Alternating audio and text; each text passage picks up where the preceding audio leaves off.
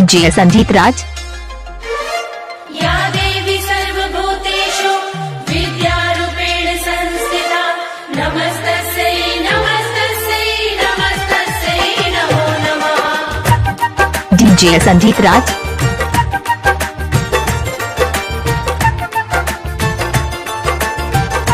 DJ Sanjeet लोमा।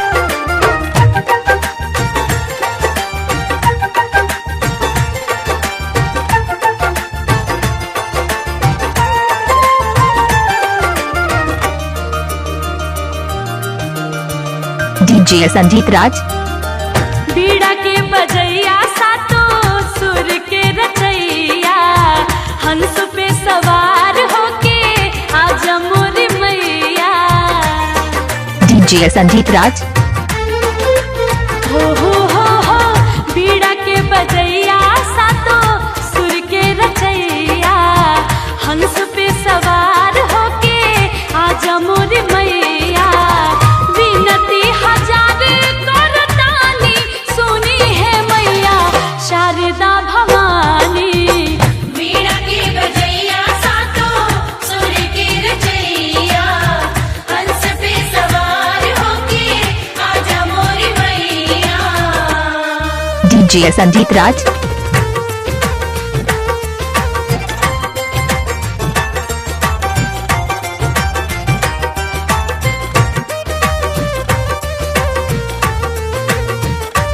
DJ Sanjeet लोमा।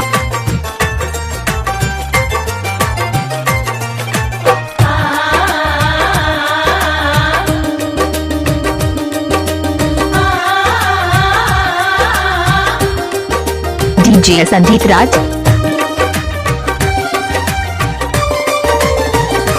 DJ Sanjeet राज। जेकरा पमाई राउर कृपा हो जाला गुणी और ज्ञानी बनी जग में पुजाला।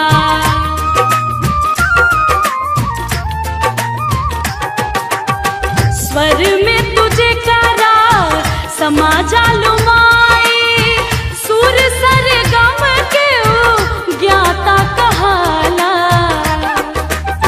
मूर्खों भी बनी जाला ज्ञानी सुनी है मैया शारदा भवानी।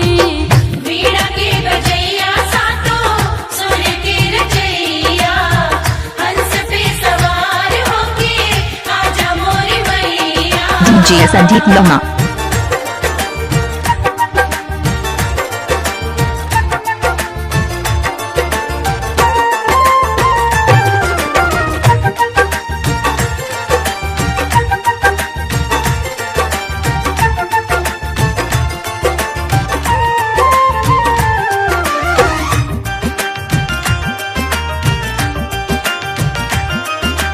डीजे संजीत राज।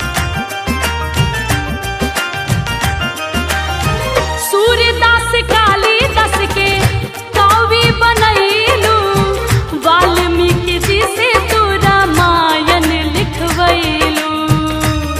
डीजे संजीत लोमा। ओ रामचरितमानस के कई दिहल रचना तुलसी के जब तू कलम में समैलू।